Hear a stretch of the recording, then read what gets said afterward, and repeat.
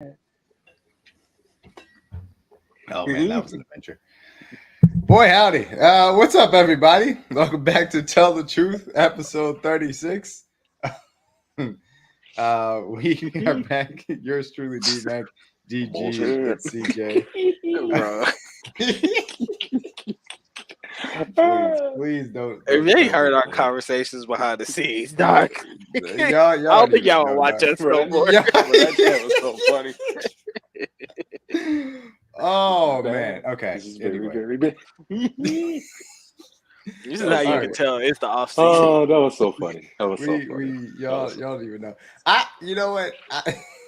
I got half a mind to play some of the clips that we heard last DG, run that back. Y'all heard these before. Y'all don't understand. I screen recorded him, so I made sure I had. I clipped it. I got my receipts. I already took. I don't think we're gonna see him later. If y'all heard what these fans be telling us, boy. Jesus. Y'all don't even know what we're talking about right now. Anyway, that's besides the point. That was a fun time. Yeah, it was fun. Welcome back to Tell the Truth, everybody. Today we're going to be going over the Chiefs 2024 AFC opponents. This is a conference that obviously the Chiefs have owned in the recent stretch. Won the conference 4 out of the last 5 years. Obviously been in the AFC Championship game 6 straight seasons. And I mean, that really says it all. This is a conference that the Chiefs have dominated in the Patrick Mahomes era. As a result, this year we're going to be facing the AFC North, as well as the other division winners in the AFC. So we'll get into that, and we will be leaving the divisional opponents for next week's show, when we'll discuss them a little bit more in depth in the context of their general team direction as well, not just the matchup. So before we get to that, we've had a little bit of news in Chiefs Kingdom. Not necessarily groundbreaking news, but news all the less. We'll get the necessary bad news. Well, I wouldn't even say bad news for the Chiefs in that case. But Isaiah Buggs has been released, as he tried to get released multiple times throughout this offseason.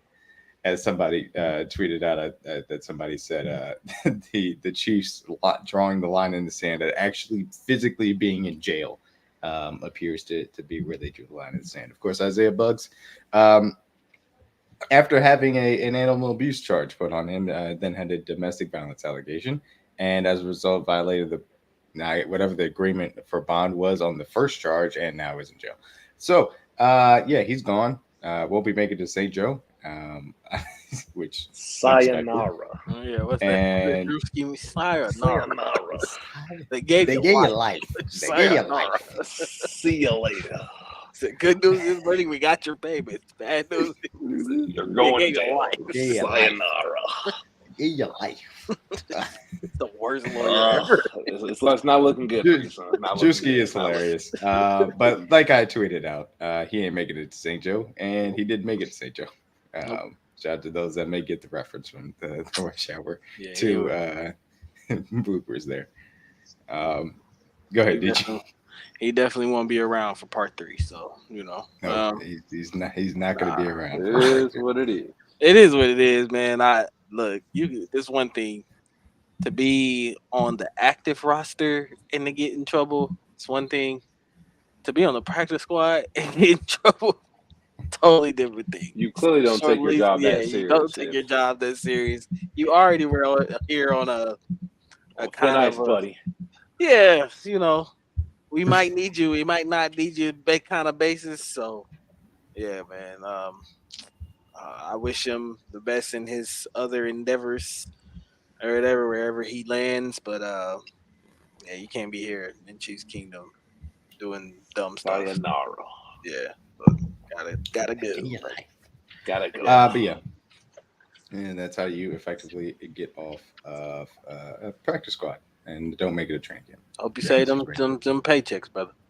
Hey, you could go get this hat at your local scratch rally house. But yeah, these are the Chiefs training camp hats. So shout out to the Chiefs for putting these on sale.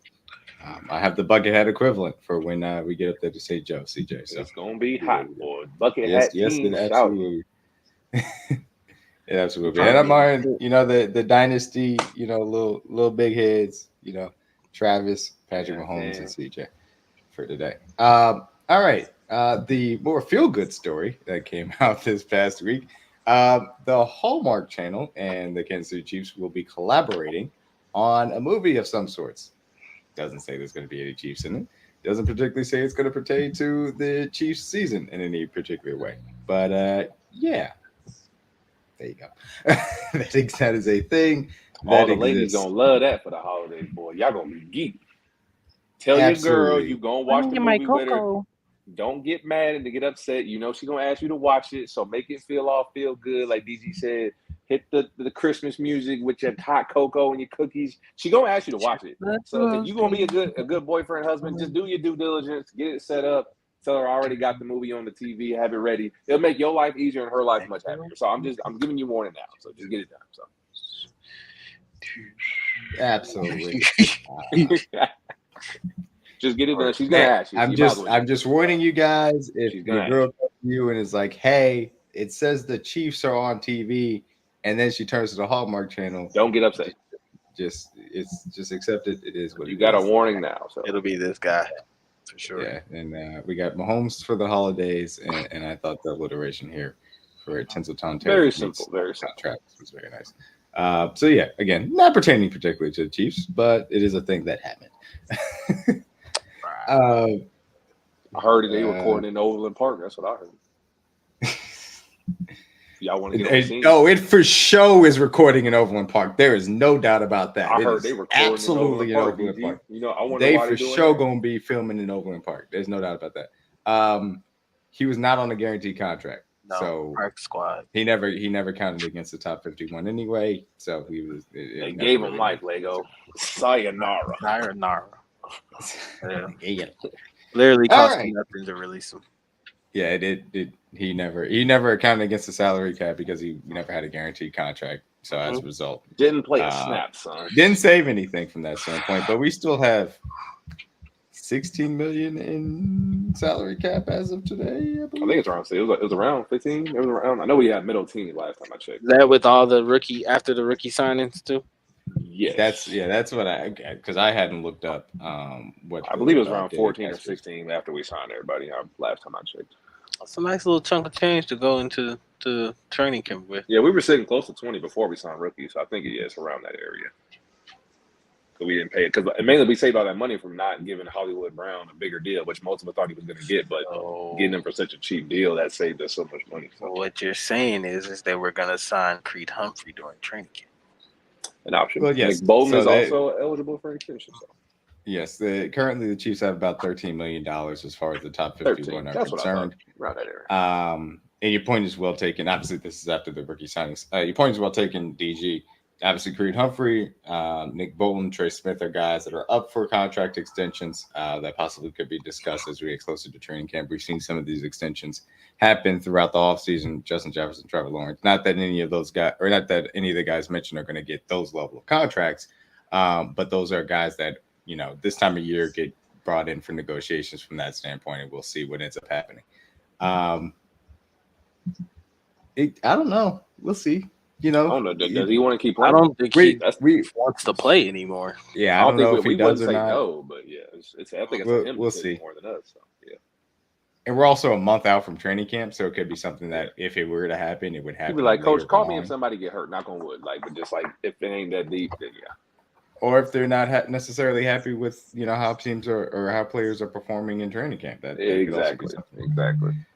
Veterans don't like coming to training camp. No way. He's definitely on a call. If something happens, he would definitely be our first call for sure. Yeah, absolutely, for sure. So that all being said, let's get into the opening night banner raising matchup. The game between the Baltimore Ravens and Kansas City Chiefs, a rematch of last year's AFC Championship game, in which the Chiefs won 17-10, which was a much more interesting game than that final score would necessarily suggest. But even so, the Ravens themselves finished 13-4 last season, a great year for their perspective. Finished as the number one seed and, of course, hosted the AFC Championship game, which I did predict, and the Chiefs went in there and beat them to go on to the Super Bowl. So as far as Baltimore is concerned, their major changes this offseason, per usual, they had a whole bunch of draft picks. They usually have that. Obviously, they also signed Nelson Aguilar. They also signed Derrick Henry. Both of those guys, they expect to give them a little bit of a different look on offense. They got rid of Gus Edwards. J.K. Dobbins also walked at free agency. Derrick Henry, obviously, a little bit more of a downhill runner than those guys would provide. They hope to get more consistent play than some of the injuries that those guys had on a consistent basis. I will also mention, as far as the acquisitions, even though it's technically last year, Andrew Voorhees is somebody they expect to start in the interior of the offensive line because of who they had to walk in free agency. And he was a guy that got hurt during last year's draft cycle, so kind of had his value diminished. But didn't Morgan Moses walk? I believe. Am I tripping? That is correct. Yeah. Yep.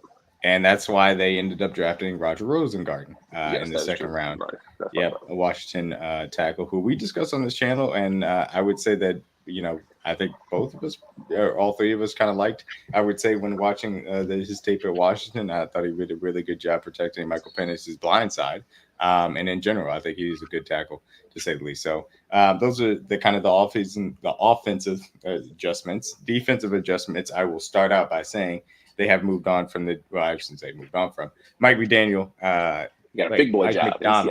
Mike McDonald got the head coaching job in Seattle, and so they have a new defensive coordinator. McDonald did an amazing job with his defense last year. They were able to retain Madubuike. Obviously, they have a lot of defensive talent, headlined by Roquan Smith. Jadeveon Clowney did move on, so they're expecting guys has left the building. Also, Patrick Queen did also move on. They also brought in Kyle Van Noy to replace some of that edge help from that standpoint. They expect guys like Odafe Oweh and David Ojabo. Yes, he is. He was actually on Pat. And then they also drafted Nate Wiggins too to help out with their cornerback room, which was a little bit of a weakness. So, all things considered, that was their first round pick. Like we said, Roger Rosengarten was the second round pick. Also added Devontae Walker, obviously somebody that CJ. That's my guy. That was pretty high on. And I will also say Isaac, their third round pick out of Louisville, edge rusher, I will say also caught my eye as a sleeper as far as the day 2 edge rusher was concerned. So we can talk about the Baltimore Ravens. Obviously, their last season finish was very good. And, this will be the Thursday night game. Chiefs will have a week off prior to that, obviously in between this and preseason. This is going to be opening night on NBC, man. Prime time, dropping the banner. How do you guys see the matchups going, and how do you feel about what the Ravens are going to look like differently than last time we saw them a few short months ago? Go ahead, Caesar. I expect to see a hungry team. I expect them to obviously run the football more like we expect in the AFC Championship game. Can't believe Tom Mullen actually went to a game plan like that. But I expect their defense to be obviously more focused on what we did offensively to try to correct their mistakes. So obviously, I think they played a lot more, too much single coverage at times, especially that opening drive on Trav. I think they tried to give themselves too much respect. Not to say they didn't have guys that can make plays, because Kyle Hamilton's one hell of a safety. He's one of the best in the league. But when you have Travis Kelce, a Hall of Famer, and you give him a week to prepare, I don't think you want to give any type of player any leeway as far as preparation and trying to get open. And they gave Kyle Hamilton a lot of one-on-ones, and Travis Kelce won those opportunities. And the fourth, they have to rotate their coverage, and the other guys were able to make plays. And like we've been saying all season, and once we got those safeties to creep up, it allowed us to take deep shots down the field, and MVS was able to ice the game at the end of the game with that play. And it was a defensive battle the first time. I expect this game to be a little more higher scoring, mainly because obviously our offense will be much improved. I think they'll learn from their mistakes as well and try to commit to their run game like they did in the forefront. Charles Minute, who will not be available this game like he was back in January. Jared Sneed will not be on the field because he is now in Tennessee. So I expect to see a lot different pace of the game. But I expect obviously you got a full off season. They're highly motivated. We are. I know they're going to be pissed off. They're going to try to come in here and spoil our ring night like Detroit did last year. So I expect them to come in here and have a good game plan for us as well. So I expect it to be a little more higher scoring than the one in the AFC Championship game. That was a very defensive-led battle. So I expect both OC to be in their bag. I know Andy's going to have something cooked up with a whole offseason to prepare for you, especially with our improved receiver room and everybody being healthy and ready to go with the season and no off-season injury we have to worry about as far as Pacheco with the shoulder. So no limitations. Knock on wood, we don't need any last-minute injuries like we did last year with Trav, so the week of a game time. So Chris Jones is officially here. We ain't got to worry about no off-season injury news like that. So I expect it to be a definitely high-scoring game. Offense will be flowing. On the offense, as far as Baltimore, I expect him to get more Isaiah Likely more involved. I think he didn't play enough last year. I think he got the ball enough as far as targets wise. I know they were trying to get Zay Flowers involved and Odell Beckham and trying to get other guys, but I expect Isaiah Likely and Mark Andrews to be heavily involved this game, given the fact I think those are like their two as far as like guys that like dictate coverage in the middle of the field. Because Zay Flowers, I think when Trent McDuffie saw that matchup, he liked it, and I think he played well against him. So I expect them to try to get some guy to try to dictate coverage, and I think that will be Likely or Andrews. And Andrews being healthy this time around would be a big change for them too, because he was coming back. I think that was his first game back since the injury that year in the playoff run. So it'll be a much different this time around. Both teams should be fully healthy. Both teams should be fully loaded, ready to roll. So we all have film on each other. We know who we are. They know who they are as well. So I definitely expect to be high. I don't know what the over-under on this game is, but as we get closer to that week, I will get you guys some numbers so we can definitely make some bets. But I definitely expect to be more higher scoring than the playoff game for sure. Yeah, I would probably say the same. I probably expected, with a full training camp and time to prepare for both coaches. We all know how well prepared sometimes both coaches can be, especially Harbaugh coming from the tree of Andy Reid and knowing what Andy Reid brings to his game plan and things of that nature. But maybe I'm gonna sound like a little bit of a hater and a little bit negative here. Uh-oh. The Derrick Henry move does nothing for them. I honestly think it makes them more one-dimensional. I don't understand why you would go and get a guy who is basically a two-down back, in my opinion. He does nothing for you on third downs. So I kind of want to see what their answer kind of is for that. So I think if the Chiefs can kind of force them into some third and longs and things of that nature, in Arrowhead, it can get real dicey for them, even without Charles Omenihu being on the field. I think opening night could be a real tough atmosphere for them to kind of walk into. I'm not at all saying that the Baltimore Ravens won't be ready, because I know that they will. I know they'll be extremely motivated, especially coming off that AFC Championship loss to us or whatever. A lot of people will be talking about them getting their lick back or whatever. But I fully expect the Chiefs to be prepared for this game. I don't see them losing back-to-back banner nights, back-to-back years. I just think that that's something last year that they kind of walked in, against Detroit, and maybe, without their two best players, still thinking that, it's Detroit, we can beat them, no big deal or whatever. And I don't expect the Chiefs to take this team lightly at all, especially on opening night. Yeah. So that's just my thoughts on the Ravens off season. I still got a lot of respect for them. Lamar Jackson is obviously a MVP caliber type quarterback. He's always tough to play against, always tough to game plan against. But just, I know a lot of people are excited about the Derrick Henry move, but it does absolutely nothing for me. I think it's going to be more detrimental to them than it will benefit them. I agree. Is Steve Mitchell on track to come back week 1? Or is he like a week after, like a 4-week injury thing with him? I know he got hurt late, so he may not. I don't think he's gonna be ready. It was later on in the season. I'm assuming that maybe he'll be ready, but probably put him if on he is, it'll probably be a limited snap kind of basis. Exactly. So I would expect that Derrick Henry is probably gonna end up being the main priority back. Which that's what they signed him for. But I just, the old backfield's gone. Gus and JK are both in LA. So outside of that, like, I know Mark Andrews is a huge target for them or whatever. Having him back fully healthy will help him out a lot. I like what Isaiah Likely brings to their team, but Derrick Henry doesn't scare me, and their receivers don't scare me. So, maybe I'm the cocky Chiefs fan in this situation right now. Sorry, Baltimore Ravens fans. You probably can run this back and clip it, but I don't see us losing this game. Sorry. Just my thoughts. We've seen some really good Baltimore offenses for sure. Absolutely. I think Keaton Mitchell, like you guys said, is not going to be ready to start this season. But if he's not playing, we'll see him later on. Yeah, we'll see him later on. Come back for this team. I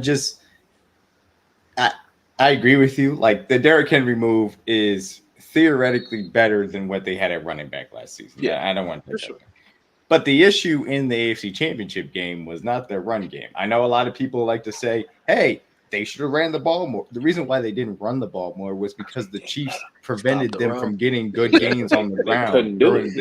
They made sure Spags came out with 5-man fronts. He came out with 6-man fronts. He muddied the offensive line to make sure those weren't easy options for them. Their offensive line has, I don't want to feel like, I guess it'll sound cocky, but their offensive line has gotten worse. They have younger players trying to fill in those holes, losing what you had in Morgan Moses from that perspective. So when you add all of those elements together, I don't expect all of a sudden their run game is going to be significantly better than it already was and what the Chiefs can do to it. Now, look, it's not going to be a playoff game plan that gets put out there against them. That's just not the way we roll. So I expect them to have some success on the ground. But Derrick Henry isn't somebody that scares puts the living daylights on me. Because we faced the best, Derrick version of Derrick Henry, and he's been on decline the last 3 years. He just has not been the same efficiency. I don't think that it is a massive upgrade in offensive line talent. I think that it is obviously a massive upgrade in what the quarterback brings to the table, and that's always going to be their biggest advantage. But I think they could have done more to help Lamar Jackson a little bit more down the field. And we'll see what they end up doing to try and merge Mark Andrews and Isaiah Likely's effectiveness together while they can be on the field. Ultimately speaking, I think it's going to be a tough matchup. I think the Ravens are still one of the best contenders in the AFC, but I'm still confident going into the game that we can get the win. I feel good about what the matchup is going to look like. The way our offense moves the ball should be very interesting. Obviously, like you said, that was a tough game in January. Given what our offense can do now with better weapons, I expect it to be – because that first drive, it was like what? It was 7 plays, touchdown, less than a minute and a half. So I think it'll be just as flowing, if not easier, like DG said at his point in this second matchup for sure. Yeah. And I want to see them with the transition after McDonald leaving. We know how effective he was for them. Yep. Obviously, it led to him getting a head coaching job in Seattle. Which a lot of Ravens fans that he said he was sticking around. And he booked it to Seattle. So I just want to see what it's like. I don't want people to think that like I'm taking them lightly or anything. I still think it's gonna be a good game. Tough, very good game. Especially like I said, facing a guy like Lamar Jackson, you're always in for a bit of a show. So Roquan Smith, Kyle Hamilton, they got a lot of good players still in the building, but it's just a lot of turnover. Yeah, new DC. That's a lot. When you're playing the Super Bowl defending champs, you're playing Patrick Mahomes.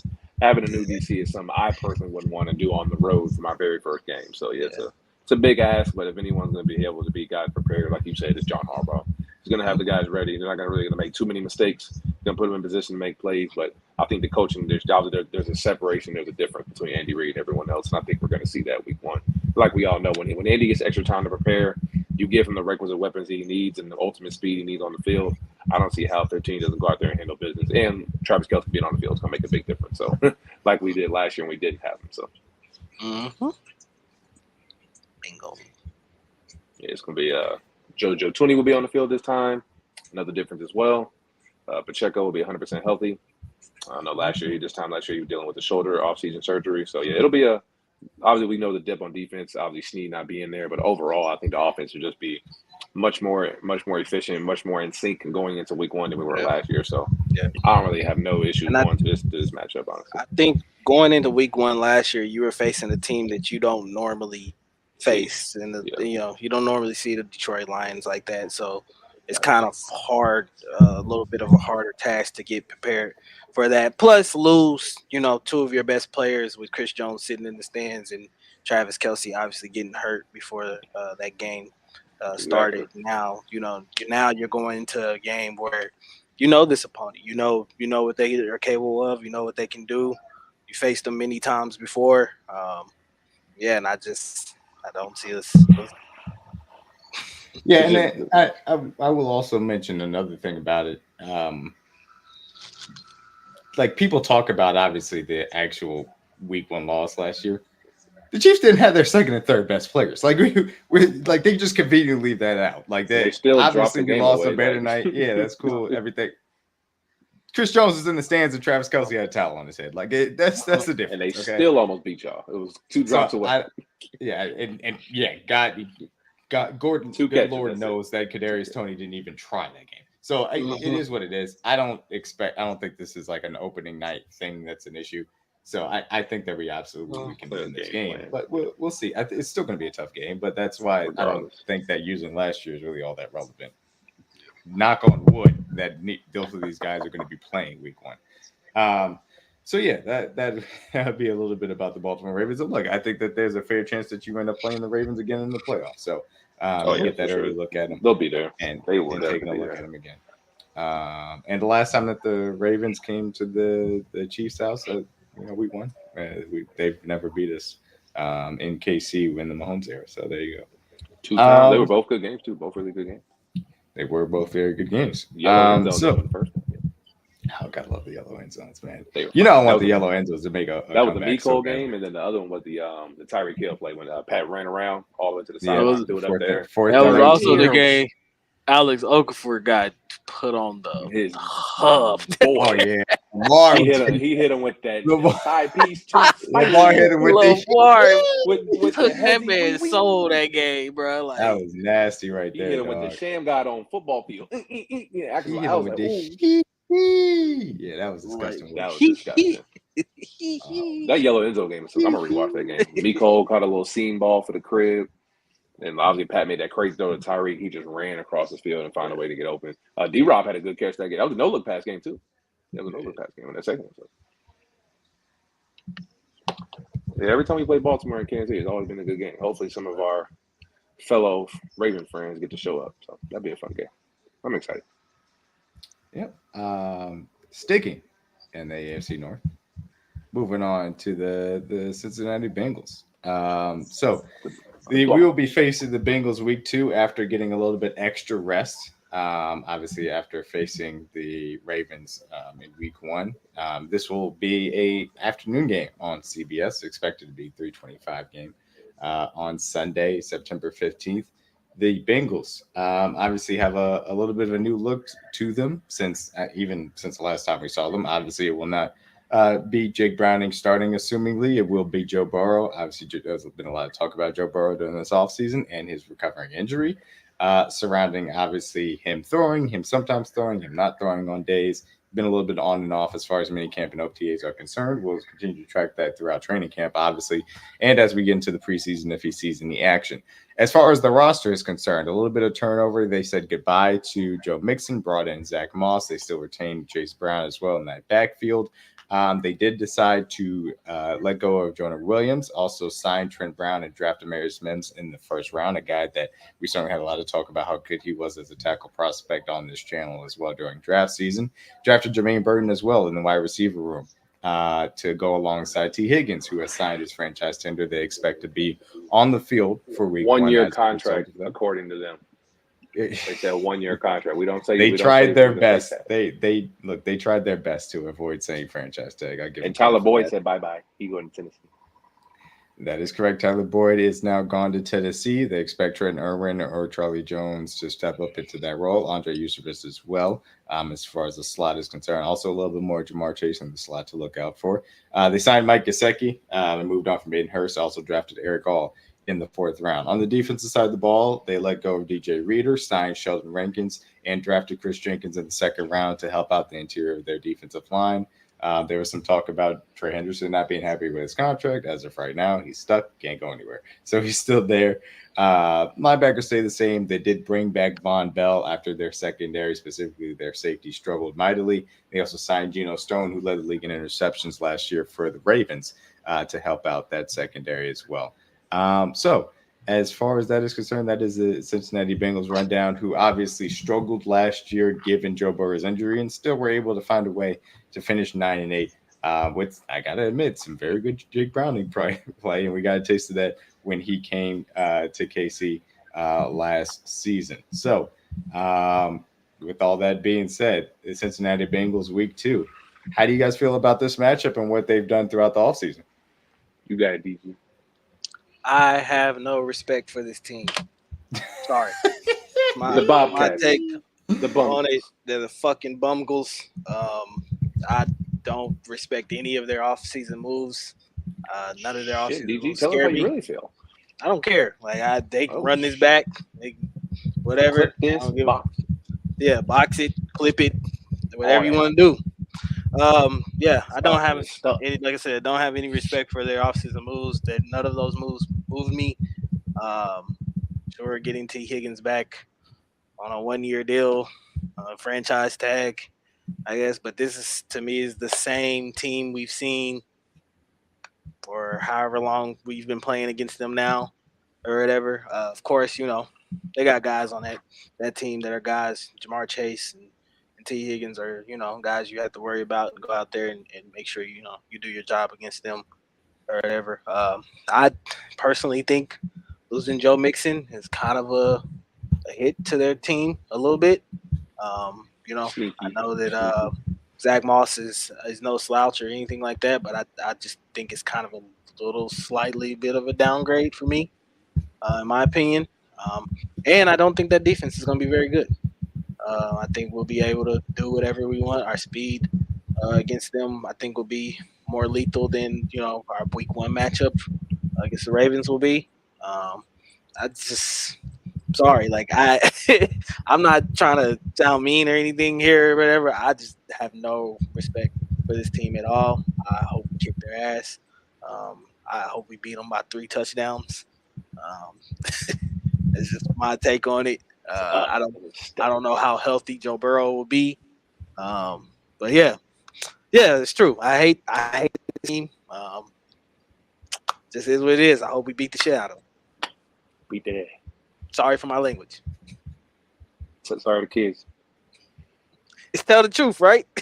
Tell the truth. That's what I'm doing. Tell how you feel. Tell all their fans, all their top fans, y'all know who they are, AZM, all them, they can all run this back and say DG said this, DG said that, run it back. When we beat them, you'll see me talking on Twitter. Hey, it is what it is. Go ahead, CJ. Well, all right. Let's have to follow that. DG pretty much said it all. Obviously, they've made some good moves in the offseason, like D-Mac said. I think Zach Moss from Joe Mixon will be better on a third down perspective because Joe Mixon was a liability on third down. I think most of us in the NFL knew that. Even the Bengals fans knew that. They still have Chase Brown as well, who's very explosive for them. So obviously his role will be more expanded this year. Tyler Boyd will be a big loss for them because he's savvy, a veteran guy who knows how to get open in big moments and make a big play for them. So obviously they'll depend on younger guys like Yoshi, like D-Mac said, will be in a role. Jermaine Burton being a rookie is going to be dependent on a lot. You still got to respect T. Higgins. You still got to respect Jamar Chase, 2 of the elite receivers in our game. They're going to get the ball. Still a question mark about Joe Burrow's obviously status right now. I'm sure he's, like D-Mac said, throwing and not throwing. So he's kind of been dealing with a preseason injury for the last, 2 years now. So this will be year number 3. So he's always dealt with something. So from a fan perspective, I hope he's there. But if he's not, obviously it'll still be a challenging football team because obviously they're well prepared, well coached, and Jake Browning played well last year at the D-Mac's point. But you want to see the best players on the field because you want to get the best competition out of both organizations. And I think both fan bases would tell you the same. So from a defensive standpoint, obviously I think their secondary took a dip, in my opinion, when they lost guys like Jesse Bates. Obviously, I think him leaving last year, you could tell what he did for the Falcons secondary. The Bengals kind of missed some of that last year. But obviously, they're trying to move guys around, and obviously, they still have Logan Wilson, one of the better linebackers in the league. And obviously, they moved on from DJ Reader, who I think out of all the moves they made this offseason, D-Mac, I think that's the biggest one. Because obviously, as far as like one of the better run defenses in the league, he was one of the best run stoppers in the NFL last year. I think the last 2 years, actually. So when he was on or off the field, their run defense is not nowhere near the same. And I think most Bengals fans will tell you that. And the numbers support that argument as well. So it's obviously a young group. They got a lot of guys back there. They've been trying to rotate in the last couple of years. So obviously going to be a lot of guys that are trying to make plays for them.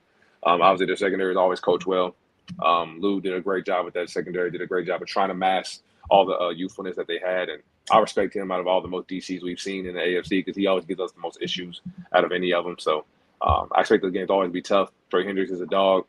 Obviously, Sam Hubbard is always a good player as well. So they've had multiple players over the years that have given us issues. So not really necessarily on the – I support DG, but I still want to give credit is due to our opponents because they're great teams. They have great players. And every time we play the Bengals, it's always a good game. Even the one with Jake Browning last year, we had to give a fourth down stop with Willie Gay to get stuff on the goal line to get off the field. So even when it's a backup quarterback, the Bengals just find ways to always play us tough. So I'm looking forward for them coming to Kansas City. Last time they were here, we had a legendary speech from Mr. Frank Clark himself. So I'm sure they'll enjoy hearing that on the radio that week. All the banter will be always fun whenever we play the Bungles from Cincinnati. So I'm excited for the game. But, yeah, offensively, defensively, not too much that you can really talk about that you haven't seen before. Our offense will be more explosive than it was that last time we saw them. L'Jarius Sneed will not be on the field, and usually every time we've played them, that gave me the most confidence because he matched up well with Jamar Chase. So him not being there is going to be an interesting matchup for sure. So I'm sure they're going to try to take advantage of that also. But I think our safety play is better, linebacker play is better, pass rush is obviously better from what we've seen over the last 2 years. So I'm super excited for the matchup. 15 is going to be juiced up. Anytime we see them coming into our building, it's always a good matchup. They talk trash, we talk trash, from the mayor down to the coach to the players to the fans. We all do it. So anytime the Bengals and the Chiefs are on TV, you know it's must-watch TV. So I'm excited, and I can't wait for the matchup. But, Chiefs money line, you know what time it is. So I'm also very excited for this matchup, specifically for the reasons that you kind of laid out as far as the secondary is concerned, because what we saw 2 years ago when Trent McDuffie matched up with Jamar Chase in the 2022 regular season in a game that he was healthy, he did a very good job to the point where there were times in which Joe Burrow was turning down some one-on-one matchups versus them because of how well Trent McDuffie was covering him. He also forced an offensive pass interference in which Jamar Chase pushed off out of frustration to get open in the second half of that game as well. So those are the things that are going to be very interesting, and this is going to be a test because obviously they got T. Higgins. They got some interesting young wide receivers in that class. Can guys like Jalen Watson, Justin Williams, Najee Johnson, Nick Jones, Shamari Connor step up in that way to do enough versus those other secondary targets to where Trent McDuffie on Jamar Chase inside outside becomes a thing that can be done on a consistent basis. And I think that's a little bit more important than what it'll be as far as the first, week one matchup versus the Ravens, because this is a strict passing team.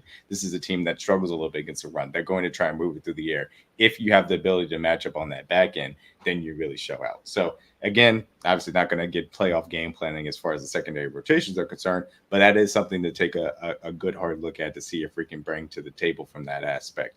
But I think you guys laid that out well. On offense, this is a defense that it's still a little bit weak up the middle. I think Chris Jenkins can bring a little bit better run defense, than they maybe had. But DJ Reader's a big miss from them. They had some regression as far as Sam Hubbard and Trey Hendrickson were concerned. Lou struggled a little bit without the veterans on the back end. That's why they brought in Geno Stone. That's why they brought back Von Bell. What will they now do with guys like Dax Hill and Jordan Battle that they obviously spent very high picks on, first and third round picks respectively? As a result of bringing back those safeties, what can Lou Anarumo cook up on the back end is going to be very fascinating versus all of the speed that now exists, obviously, on this team as well. So it'll be a fascinating matchup. They have good edges. Obviously, our tackles are going to be put to the test from that specific standpoint as well. And they usually like to line up a little bit more succinct and just, go straight at you with either 3 or 4 rushers compared to what the Ravens like to do and mixing it up even with McDonald moving on. So I think this will be a little bit of a matchup as far as the back end is concerned on both sides of the ball, wide receivers versus secondaries, to see what ends up coming out of that game as well. But I do think that we can have success on the ground because of our advantage in the interior of the offensive line from that standpoint. Fascinating game to say the least. And like you guys said, there's always juice when we match up versus the Bengals, no matter how many rings they like and how many rings we get. So I'm looking forward to it, to say the least. So yes, 2 out of the 4 AFC North teams being down. The next AFC non-divisional opponent will be all the way in week, I think, what's it? Not the Buffalo Cowboys. That'll be week 12. Oh, Ashley don't like that one. She gonna hate that one. Week 12, Buffalo Bills in Buffalo. A rematch of the AFC divisional round, actually at the site of the AFC divisional round win for the Chiefs last season. That'll be a November 17th game, regular Sunday game on CBS. That'll be a week after we play the Broncos on a Sunday as well. So no extra rest of any kind. Going on the road to Orchard Park to face Josh Allen and what the Bills have brought to the table. So in a lot of respects, the Bills have made some major changes. Obviously, they traded away Stephon Diggs to the Houston Texans, decided to bring in Curtis Samuel in free agency, and Mac Hollins and Chase Claypool, and old friend Marquez Valdez-Scantling, and draft Keon Coleman in the second round after trading out of the first round, both with us and the Carolina Panthers, allowing the Chiefs to draft Xavier Worthy and the Panthers to draft Xavier Legette. So as a result of those moves, they ended up taking Keon Coleman in the second round. As I said, their other second round pick on the defensive end was Cole Bishop as well, safety. And then they kind of didn't do a whole lot more as far as the draft was concerned. That's really, I'd say, headline making, outside of maybe taking Ray Davis out of Memphis in the 4th round, a guy that I think we discussed a little bit on this channel as well during draft season. Obviously, returning Dalton Kincaid and Dalton Knox at the top of their tight end depth chart. A little bit of shuffling on the offensive side. You know, they re-signed Deion Dawkins, went out and got David Edwards.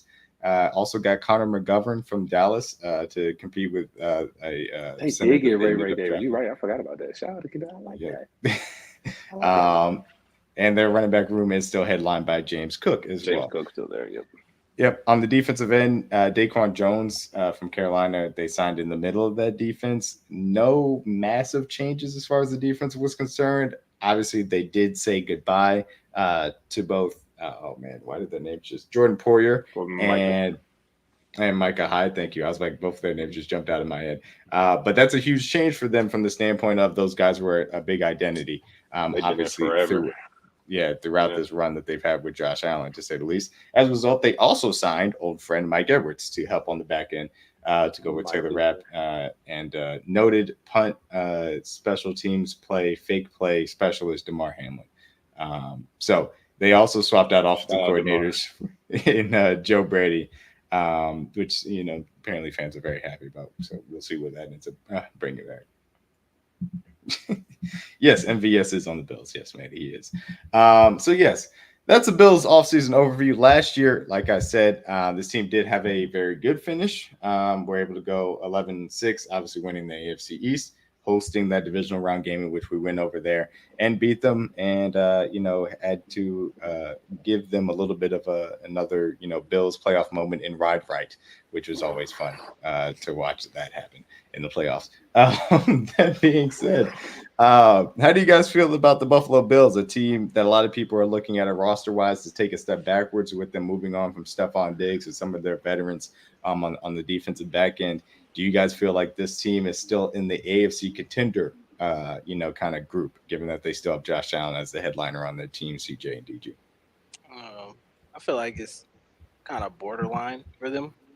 You know, tier 2, tier 1. Yeah, right this there. Could be.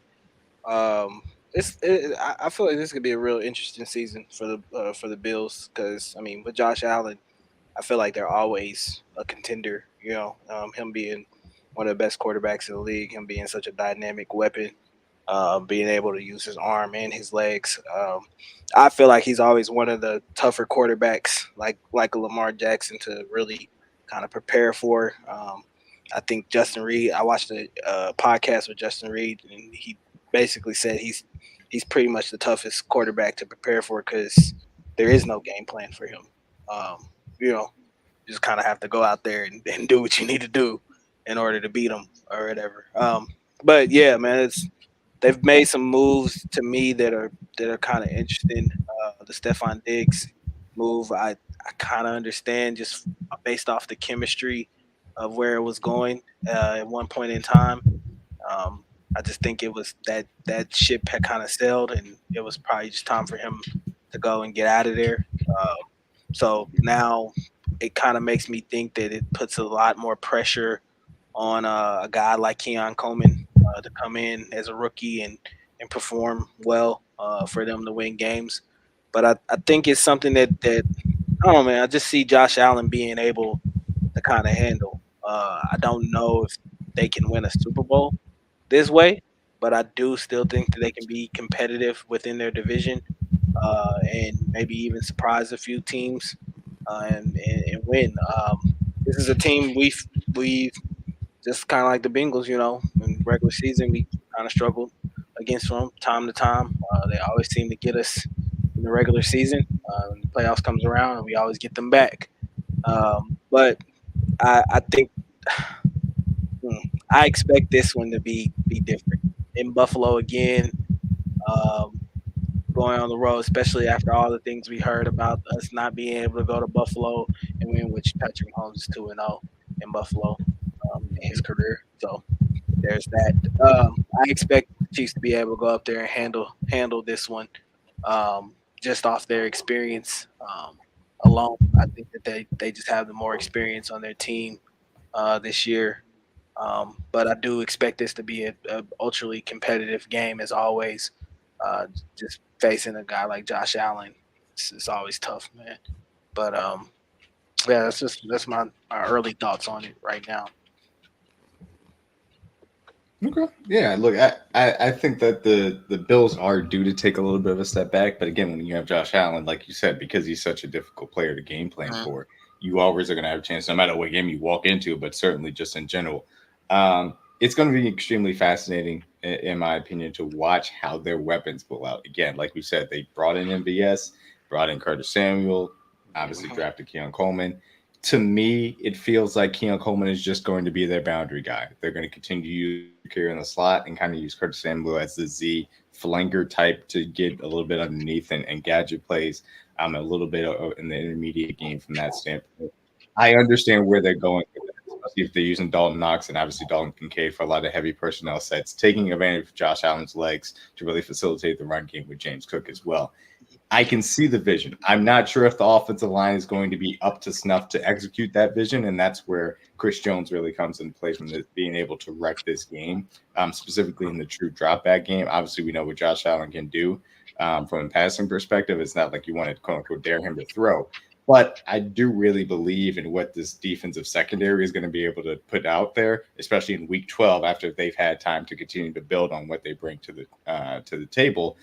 And being able to go up against their weapons, it's just all going to come down to, can the pass rush really contain Josh Allen and get to him in time to make sure that matters. So that's as far as the defensive side is concerned for us. Offensively, this is a team that's lacking things on the back end. I truly do believe that their defensive coordinator doesn't necessarily scare me. Even Sean McDermott is solid, but I wouldn't say he scares me again. I think that we can have a lot of success, especially with the speed that we have on the outside now with Hollywood Brown, Xavier Worthy, and you expect that Rashee Rice will be somebody that will be back by the time this game happens. I think we can go at them on a consistent basis on the outside, and that's not even mentioning what we know Travis Kelce can do to this linebacking core. We've seen him do it to Matt Milano on a consistent basis. So I believe that we can put up points in this game and make it so that the defense isn't that big of a question mark. But even so, I think we can have success on defense if the pass rush can contain Josh Allen as well, which is no small feat, to say the least. But it'll be certainly interesting to watch over the course of the season how those weapons unfold and then see where our secondary is at as a little bit of a measuring stick from that standpoint as well. But this should be a game that our trenches, especially on the defensive line, can dominate and really flip in our favor from my perspective, at least. Anything else as far as the Bills are concerned? We're going to do like a season preview as well, but like temperature check. Who do you think is the best team in the AFC East sitting here before training camp? Who it will be or who it is right now? I think on paper you'd probably say the Jets. Yeah, right now I say the Jets, but it's just pending on 12 if he's on the field. But I mean, by year's end, it could end up being the Bills because the Patriots are in rebuilding mode. I don't trust Miami's defense or if they can stay healthy on the up front. And if number 12 plays the whole season, the Jets are the best team. I think they win the East. But if he doesn't play or he misses games, then the Bills will steal that division again. So like I said, I think this is a borderline kind of season for the Bills. Like you said, D-Man, I see the vision. I see what they're trying to do. Kind of changing of the guard at this point, trying to reverse, change some things over. But I also could see them. I could also see them winning only like 6 games this year. It's very up and down with them. Yeah. So that's no disrespect to the Bills or anything. I still think that they'll be right at the top of the AFC East, battling probably with the Jets. But it's a big win. I think it's kind of one of those things to me. They're kind of one big injury or something like that.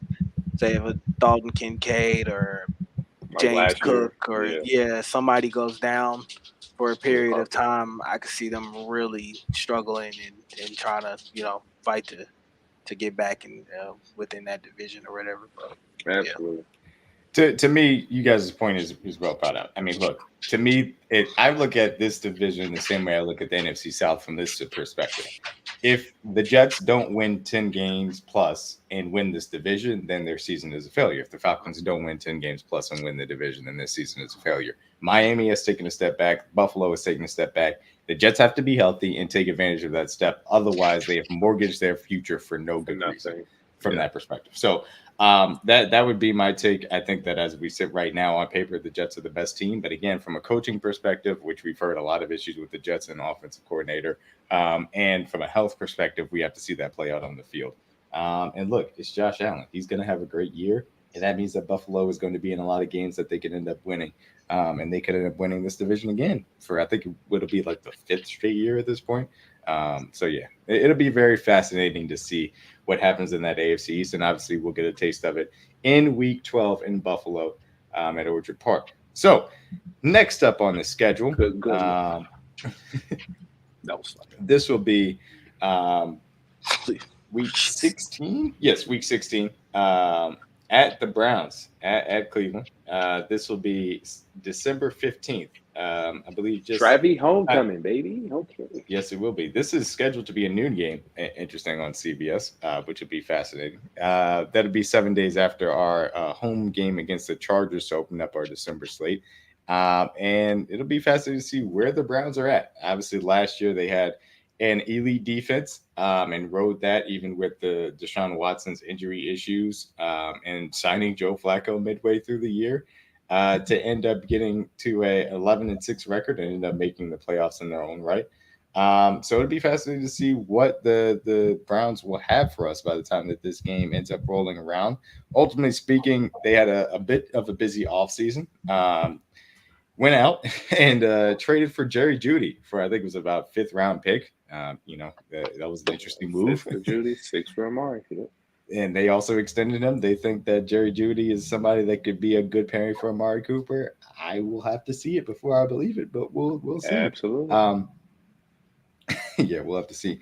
Their offensive line took a little bit of a step back last year. Had a little bit of issues with Joe Paterno. Some injury issues across the offensive line. Still a solid group, I'll say at the very least. They just got to stay healthy. Also went out and signed Jameis Winston to be a backup to Deshaun Watson, which is relevant given the fact how many times that Deshaun Watson has now gotten hurt or just played poorly. Shout out to Jameis Winston, though, always bringing immaculate vibes no matter the locker room that he ends up coming into. Nick Chubb suffered a significant injury last year to his knee, the second significant injury in his football career to that knee. And as a result, Jerome Ford had to step up. I think he did admirably. And so we'll see how that pairing ends up working out as Chubb works to get back for this 2024 season as well. Defense end, again, had an excellent year under Jim Schwartz. He had the effect that I expected him to. What he brought to the table from a scheme perspective really elevated them into being an elite team. Going out and getting Zadarius Smith to pair with Myles Garrett had also the effect to take a little bit of pressure off the shoulders of Myles Garrett and allow him to have the best year of his career, in my personal opinion. Mm-hmm. Also drafted Mike Holt Jr. out of Ohio State in the 2nd round to add to that defensive line with Dalvin Thomas and Shelby Harris as well. Their linebackers are headlined by JOK as well as Devin Bush. They also went out and signed Jordan Hicks in the middle as well. Secondary, still stacked with Denzel Ward, Grant Delpit, Juan Thornhill, Old Friend Alert, and Martin Emerson Jr. as well as Greg Newsome as well. Yep. So this, again, still looks like an extremely strong defensive roster, still looks like an extremely strong defense because of the defensive coordinator being retained.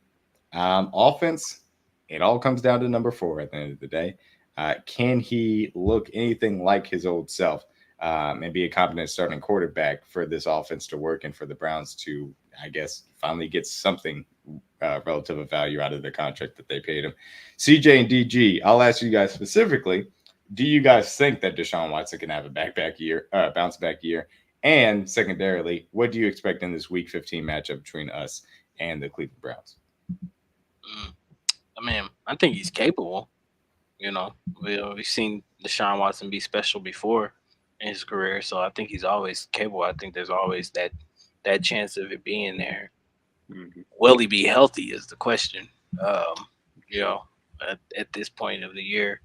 But this is one of those games that going up to Cleveland, I think I could classify this as maybe a Chiefs trap game. Kind of a tougher place to play. It'd be cold. Obviously, playing up there in Cleveland off that lake is not an easy task at all. But especially facing against a vaunted defense like them, we all seen Cleveland's defense plays a lot better when they're at home. in the dog pound. Yeah, I think this could be a tough environment for the Chiefs to have to go and get a win, especially later on in the season when injuries kind of start to pile up and guys got some nagging things going on at that point in time. Um, you know, it's a tough. I think it's a tough spot for the Chiefs, but I also think it's something especially if they're making a playoff push, that they'll be prepared for at the end of the year. But it would not surprise me if we get a classic Deshaun Watson bounce back type of game where he's motivated and wanting to beat Patrick Mahomes and show that he can still play at a high level, an elite level. So yeah, we'll see. There you go. It'll certainly be fascinating to look at. Oh man, I wanted to believe in Deshaun Watson going to Cleveland 2 years ago. I can't do it again. I tried to believe in it then. I certainly didn't believe in it last year. I'm definitely not going to believe in it this year. So he's going to have to show me. In my opinion, 2 years ago, I think it was I brought up that Jesus Christ, I forget who it was, but a year ago, I should say, I brought up that Russell Wilson had a worse chance of starting a playoff game than Jarrett Stidham did of playing an actual and starting a game because they gave Jarrett Stidham money. I think that Jameis Winston is going to start games this year for the Cleveland Browns, both either due to injury or just poor play from Deshaun Watson. So it's possible that we face Jameis Winston in this game, to be perfectly honest with you, in my opinion. I think that is a distinct possibility from that standpoint. That would definitely change my perspective. This will be a very good test, though, specifically for our offense and what we bring to the table. Again, they have, in my opinion, the best edge in the game, and then also a great edge into Darius Smith to book in. They are really strong in the interior of the defensive line. Jim Schwartz is an excellent defensive coordinator. The way in which their back end plays on a string is spectacular. This is going to be, in my personal opinion, and if their defense looks how I expect it to, probably our toughest defensive test the entirety of the season. I think their defense is and can be, as far as next year, better than what the San Francisco 49ers are going to bring to the table, better than what the Ravens without McDonald are going to bring to the table. So those elements to me make it the best test for our offense. I like the fact that it's a little bit later in the season. This is a measuring stick for us on the offense and how well we're able to bring to get to the table this speed. I think our defense should be able to dominate this game, but I'm really going to be watching how our offense handles all of the presentation of different fronts, schemes, back end secondary coverages that Jim Schwartz can bring to the table from that standpoint. But one thing I will always say, and something that I thought specifically got the Browns in trouble last year in the playoffs, was Jim Schwartz. He plays his cover three, man. And look, he plays his cover three, and specifically because his secondary is really good, he ain't disguising it. He's like, I'm playing it, and you're going to see it, and we're going to come at you with what we got. And that's something that normally does not work against Patrick Mahomes. Again, a lot of talent as far as the Browns are concerned. But we saw what C.J. Stroud was able to do to those boys. We saw what the Texans offense was able to do to those boys without Tank Dell, by the way. I think that, we can have a similar effect as well, given the pictures are going to change all that much. We'll see if Jim Schwartz is able to adjust that throughout the season as well. Fun matchup. That's the best secondary in football for me. So I give respect out to those guys, Newsome and Ward. I think they're one of the best combos in the league. Obviously with the pass rush that they have. So that's easily going to be, I think, outside of the Ravens and the Bengals, who know us very well, that'll be the best test for us defensively for sure. On the road, so obviously they're going to be geeked up. I know Trav is going to be a big, he always did. Last time we were there, I think he scored twice. Last time we played in Cleveland. That was a different team than what we're seeing now. So he's going to be juiced up for that matchup as well. But definitely, like D-Mac said, I expect us to come in there, be more equipped to play that defense than we were last year. So being at the end of the year, it'll be cold, even though we like playing in that type of weather anyway. I expect Jim Schwartz to come in there and definitely try to test Pat and try to see if we get him into enforcement to some mistakes and things of that. We know Pat can be a little aggressive at times. But I think overall, if we come in there and we kind of balance it out and run the ball like we knew and keep guys off balance and keep them off tilt. We know Myles Garrett is an amazing rusher. You give him a free rush, he's going to come out and do whatever he needs to do. So that's going to be a big test for us also. How does Jawan Taylor handle that matchup? How does whoever our left tackle will be at the time handle that matchup? That'll be a big indicator for that game as well, because I know they're going to look at that and see first-time starter left tackle. Let's take advantage of that as well. So Definitely expect to see us run the football, keep us balanced. But yeah, I'm gonna love every second of that matchup offensively, going against them, basically with our receivers. Because that's the best Pacheco segment. legacy game. Pacheco could have a good game. Pacheco legacy game. I could see one of our receivers having a big game too. Like to D-Mac's point, their secondary gave up a lot of big plays to the Texans last year. So I could definitely see us going there and making some plays downfield. That would be a very fun matchup. Out of all the offense defense ones, for sure. If they do have a weakness, it is getting after that second level with physicality. So if you have the ability to establish Isaiah Pacheco during this game, that could be key to being able to attack the defense as a whole. Bring that safety down, Jim. Yeah, Jim. I think this will be an interesting game for the Browns, to say the least. And I will say I do think that this would be a sneaky game for us to lose. I will also point that out as well. Moving on to the Houston Texans, who will face the next week right after. This will be a shorter turnaround, just 6 days, as we'll play on December 21st. Again, short turnaround, which is something. We'll be playing the Texans at home on NBC Saturday noon game, I believe, if I'm remembering correctly. Yeah, noon game. Fascinating matchup between the Chiefs and a team that did get to the divisional round last year, had a very strong season, really an upstart season, won 10 games in the AFC South for the division title, something that a lot of people did not have them predicted to do. But obviously CJ Stroud in his rookie year had an historical performance and was able to catapult them to the top of their division as well, onto the national spotlight. And given the rookie quarterback contract, cycle, this is the next team as far as actual contenders to compete with the Kansas City Chiefs are concerned. This is a hot team in the streets to be talked about. They made a huge trade for Stephon Diggs to add to their wide receiver room with Tank Dell coming back, and Nico Collins getting his brand new extension to add to the team. They also signed they traded for Shaq Mason, my apologies, from Tampa Bay as well to beef up their interior offensive line as well. Drafted Kate Stover in the second round, which I thought was a solid draft or pick for their, addition as far as the tight end room is concerned. With Dalton Schultz, who I thought had a really good year, and Jordan Brevin, Brevin Jordan, I should say, who actually showed up a few times, definitely showed up in playoffs as well. Traded for Joe Mixon. They struggled a lot with Dameon Pierce last year. Didn't really get much traction, so they're looking to add to their run game. Crazy. He's such a good man. they're looking to add to their run. They're looking to add to the run game with Joe Mixon being brought in. Also signed Nico Autry on the defensive side of the ball to go with that defensive line that now includes Danielle Hunter, who they signed in the offseason as well, to go opposite of Will Anderson Jr., who had a great rookie year in his own right. Also signed Azeez Al-Shaair from Tennessee. A little bit of an underrated linebacker, should be a solid pickup for them in the middle of that defense. Also drafted Kamari Lassiter and Kalen Bullock on the back end to help at their cornerback and safety positions, respectively, to go alongside Derek Stingley Jr. and Jalen Petrie as well. And I will have to say, I would be remiss if I didn't say, also old friend alert, they signed Tommy Townsend to be their punter. So all that being said, for the Texans, a lot of old friends out there, guys. Yeah, a lot of old friends. What are you looking for as far as the Houston Texans are concerned? The young upstart team that is looking to take the crown off the Kansas City Chiefs in this Week 13 matchup in KC. Given the fact that the weather will be cold, obviously they're used to playing indoors, so it'll be a fun game for them. I know offensively they're definitely going to try to get Diggs involved. Obviously, you trade for a weapon like that to try to dictate coverage. Tank Dell and Nico Collins did a hell of a job last year, as Dalton Schultz as well. So they did nothing but make their jobs easier when you bring a guy like Diggs. I know he doesn't perform well in the playoffs, but that's still a 1,400-yard receiver who knows how to run routes and knows how to get open. So obviously, if I'm CJ Stroud, you were afraid of a sophomore slump. I don't see how he has that with these kind of weapons. Obviously, we know they played well last year.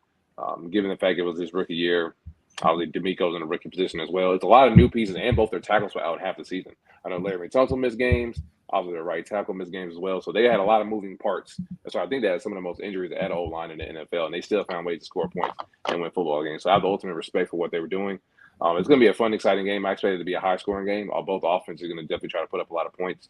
It's going to be interesting to see how CJ Stroud does in this environment. His last big-time environment, D-Mac's point, was Baltimore. it didn't necessarily nobody on the team really played well, but that was arguably the best defense in football. So going into Arrowhead playing against this defense is going to be another great test for them. So I expect both teams to be locked and loaded. Definitely just be a lot of points being scored because obviously there's a lot of weapons on the field, a lot of guys that can get open. But it's going to be exciting to see what they do with CJ Stroud. Teams have film on him. The league has film on you. Now to see can he bounce back, but he has film on the league as well. So how does he decide to improve his game? And obviously didn't really turn the ball over a lot. Definitely played well. He made a lot of crazy big boy throws last year, especially in some home games. So him being on the road is definitely going to be exciting to see what he does in this cold environment, even though he played at Ohio State. So I don't think it's going to be a big deal for him. But I'm excited for this game for sure. Out of all the home games, this is the one I'm probably like the second most excited for, probably after that that Bengals game. I'm excited for this matchup a lot. I was hoping this would have been the opener a lot of us were saying in the offseason, but unfortunately it's at the end of the year. But nonetheless, still going to be a good, fun matchup, and I'm excited for sure. Yeah, it's very this is one of those games that I kind of classify as another game that I could see the Chiefs dropping just off the circumstances alone. Quick turnaround. I think you said 6 days that they'll have to get kind of prepared for this one. It's a very short week, so you're getting a young, hungry team that's out to prove a lot this year. A team who I feel like going to probably contend with the Chiefs for that AFC crown. You know, a lot to prove for a guy like CJ Stroud to come in here and prove that he can win in a tough environment in Arrowhead. So yeah, I feel like this would be a very tough matchup for the Chiefs.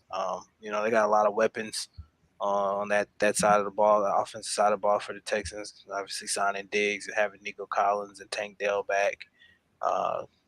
It's gonna be tough for our secondary to go out there and have to compete against. But I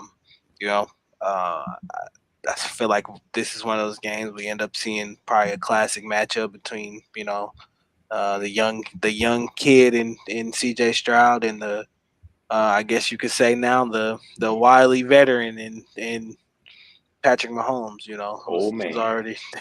Who's already kind of proven what he needs to prove into this league. But yeah, this is definitely a tough spot. I feel like for the Chiefs, would not be surprised if they drop this game, just based off of fatigue and not having that adequate amount of rest to kind of get prepared for this game. So we'll see. Be a really intriguing matchup. I know that Arrowhead will be rocking regardless. Just where this matchup is around, especially around holiday times. A lot of people will be in town probably for it or whatever. Expect to see a lot of Houston fans probably make the trip for it as well too.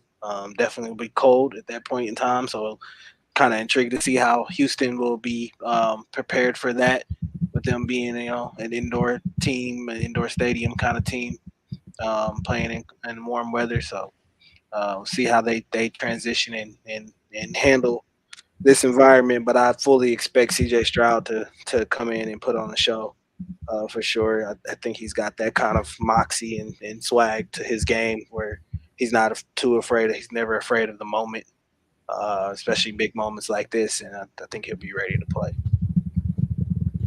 Yeah. I think he'll definitely be able to step up to this moment. Again, like I said, many times, I watched CJ Stroud in person against a hellacious Georgia defense be completely poised throughout that game. And if Marvin Harrison didn't take a cheap shot to the head, and if Ryan Day didn't have his head up his ass, they win that game and go to the national championship and win that going away as well. So the reality situation is I don't expect this moment to be too big to be facing off against the Chiefs here. Even in KC. But look, this is, like I said, this is a team that's next up. They've loaded up on their roster, getting Danielle Hunter, trading for Joe Mixon, trading for Stephon Diggs to try and come at us as far as the Kings are concerned. And look, the regular season doesn't mean, what we've seen as far as the playoffs is going to stand up. But this is a chance to put, obviously, the AFC contenders on notice. And this is also a chance for us to say, hey, look, we're still here. We're still number one there. So it'll be certainly a fascinating matchup from that standpoint.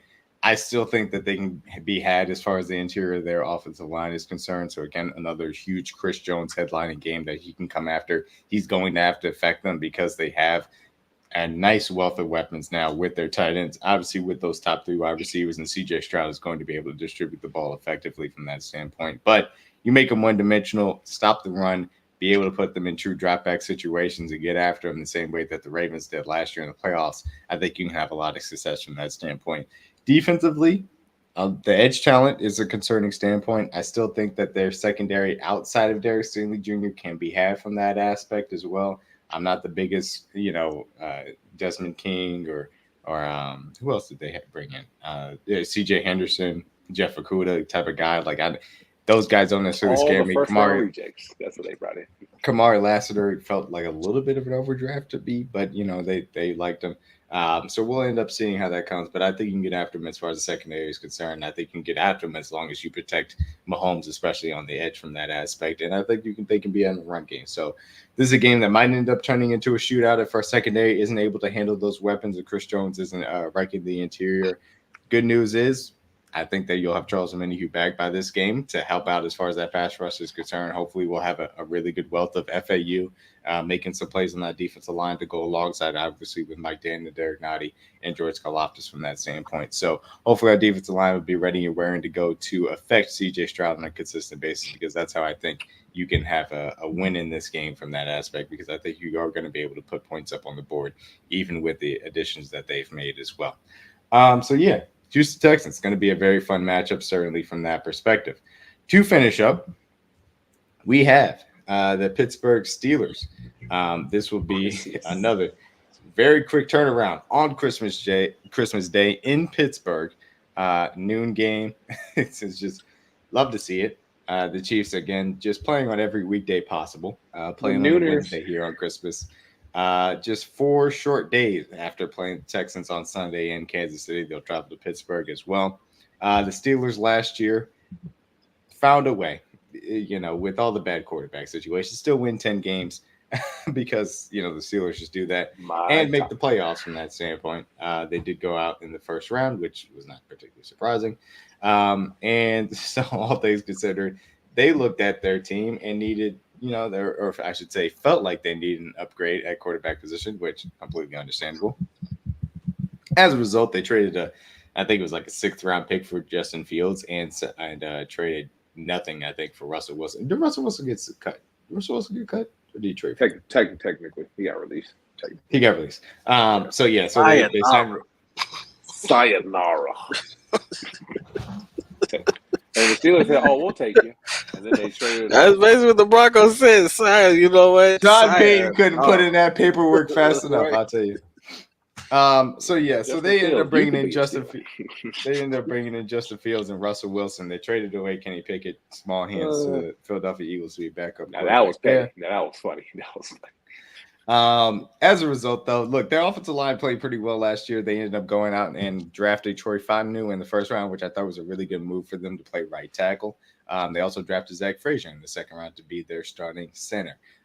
Drafted Roman Wilson in the third round to be their wide receiver next to George Pickens after they shipped Deontay Johnson to the Carolina Panthers as well. And so, a little bit of an offensive reboot as far as that is concerned, bringing in 2 new quarterbacks that they expect to compete, though it sounds like Justin Fields, especially if you listen to Madden, is going to be returning kicks. So, take that for what it is. They're going with the Russell Wilson experience, it appears, and we'll see if he's still starting by the time that this game rolls around on Christmas in Week 17. As a result, on the defensive side of the ball, a lot of the same characters. They did sign Larry Ogunjobi from Cincinnati. It's still Cameron Hayward. It's still Keanu Benton, who I will say had a very good first year in the league. Still TJ Watt and Alex Highsmith off the edge. Alex Highsmith got a brand new contract as well, which was well earned. He's one of the more underrated players in the league. And like CJ mentioned earlier, Patrick Queen did leave Baltimore to come over, stay in the division to play in Pittsburgh. And I will also say Pittsburgh also had one of my favorite picks in the draft in Peyton Wilson to add to that linebacker room as well.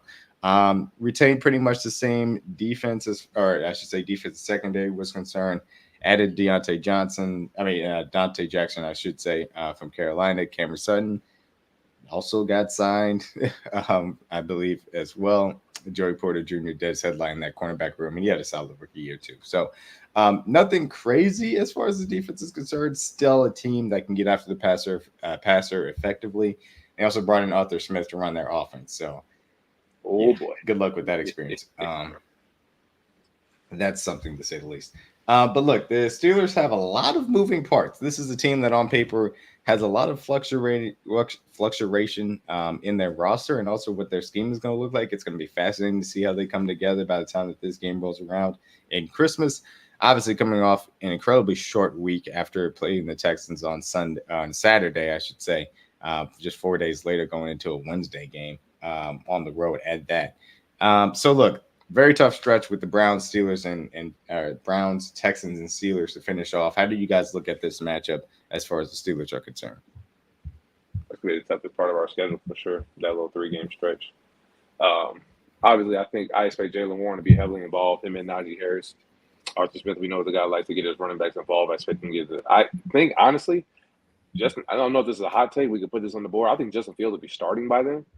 I think he can't – that 6th-round pick that they traded for him turns into a 2nd-rounder if he plays a certain amount of snaps. And I think that week is the cutoff mark that pick can still be a 6th-round pick. So that may be on a line where they may end up playing Justin Fields by then. Because I don't know if Russell Wilson's experience is going to be dead by then. Him and Arthur Smith may be arguing over parking spots or who gets better offices. I don't know.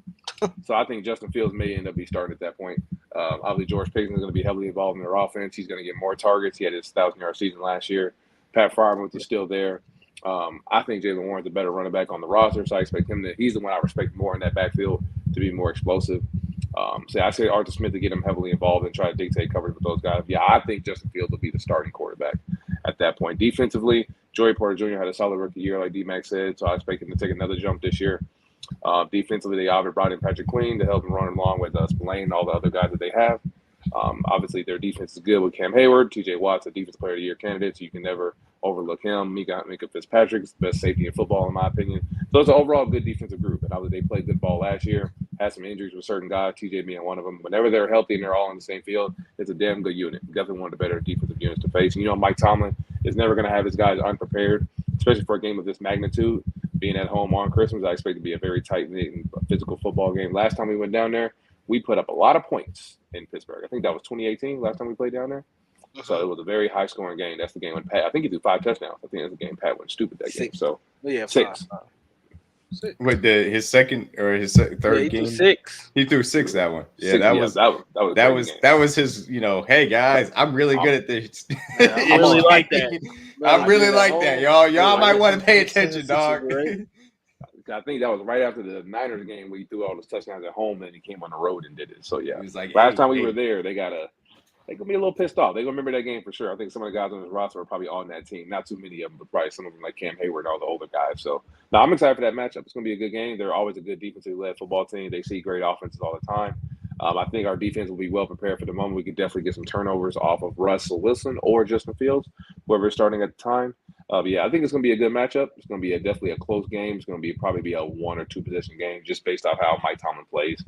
Always keep his teams always well prepared and well thought out mentally and try to keep his game in it and never give up on games too as well. So I'm excited for that game. I think this could definitely be a game where we could probably end that's obviously our toughest stretch of the season. So that being the last one of the 3 will definitely be the hardest one because it's the last one to get over. But I think that's a game we win for sure. It may not be as comfortable as people like, but I think we win that game.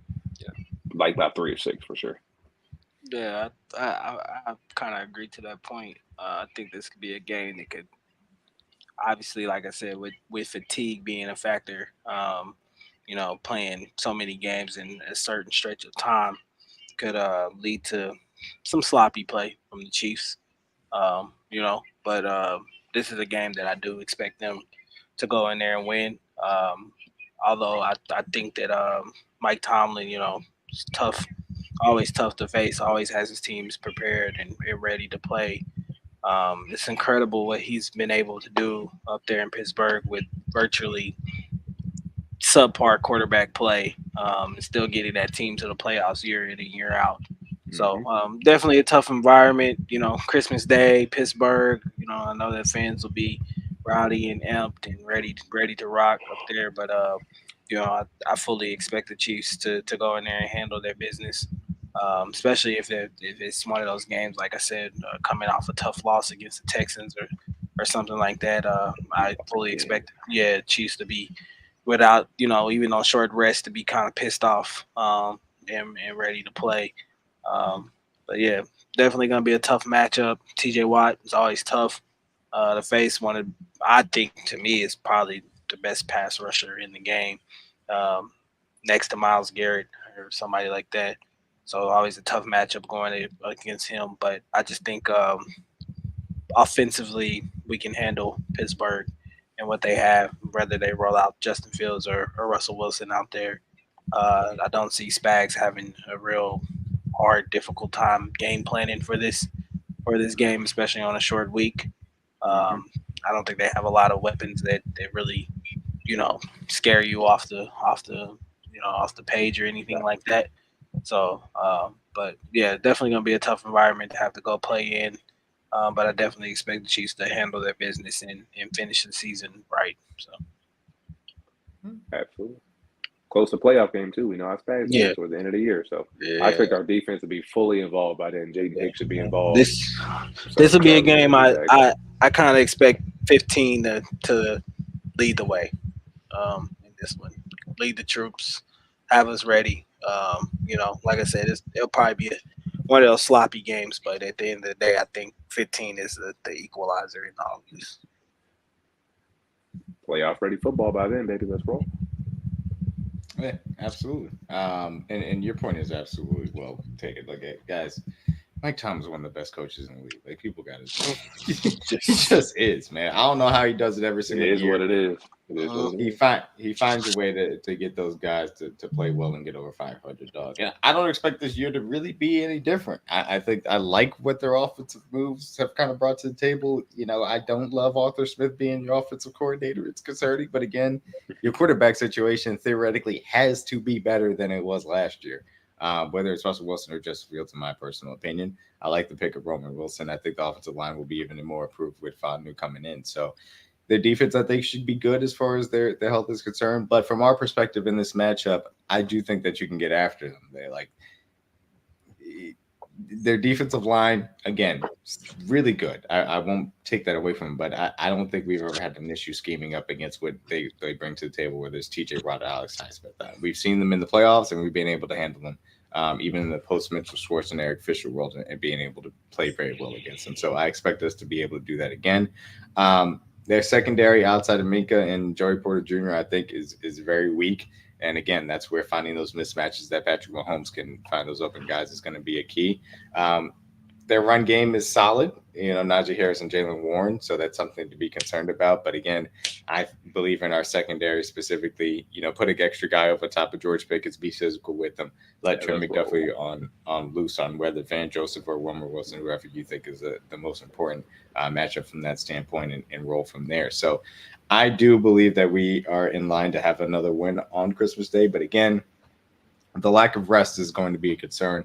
But they're coming off a lack of rest as well. They'll be playing the Ravens on that same Saturday that we played the Texans. So it's only not an easy game for them from any standpoint, a black and blue AFC North matchup as well. Not necessarily a whole lot of storylines outside of that, in my opinion, but I do think that we can get a solid matchup at least, but one that I think we should be favored in to win easily from that standpoint on Christmas Day as well.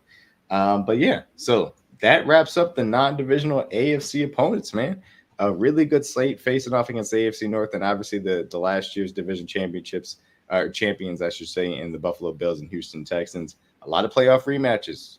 We will play all of our playoff opponents outside of the Miami Dolphins this year, and obviously those teams will be a part of it. Next week we will be getting 7-seed Dolphins too. Or 6 seed, whichever you want to call it. Whichever seed it was. They only scored 7. We don't care. We really don't care. And we'll be getting into our divisional opponents next week as well. Anything before we go ahead and get on out of here, DG and CJ? Nope, man. Not at all. Okay. Yeah, I got to go in getting tickets for that Ravens or Bengals game. Let me know. Yeah. Well, we'll be tailgating. I know a guy. Okay. Hopefully, Kingdom Cast will see you all at training camp. Yes, we did have the training camp tickets drop last week. So I hope you guys got your training camp dates. We'll be out there. We'll be out there for sure. if you do see us, by all means, please come up and introduce yourselves. Take a picture. We're very friendly in person, as long as you're friendly as well. Don't talk to Chuck. Chuck gonna yell at you. No, I'm playing. Shit, yeah. Chuck definitely gonna yell at you. You're gonna be like, Chuck be Hollywood. You know, he be putting his sunglasses on and act like he don't know nobody for real. Dude. We should have. We may have matching shirts. I don't know. It is kind of a big deal in Chief Kingdom, so. You know, we gotta be. They got bobbleheads of Chuck for real, so he be acting different sometimes. So maybe not approach him, but us, we're very friendly. So don't worry about that. No. Not a big deal. We'll come up and talk ball whenever you guys want to. So yeah, I gotta go talk about the Nets because we did things, and I'm happy about that. So. I see. Yes. So yeah, for TG, for CJ. I'm D-Mac, man. Another week can tell the truth, dog. Summer's moving on, getting close to training camp. Peace out and go Chiefs. Peace. Chiefs.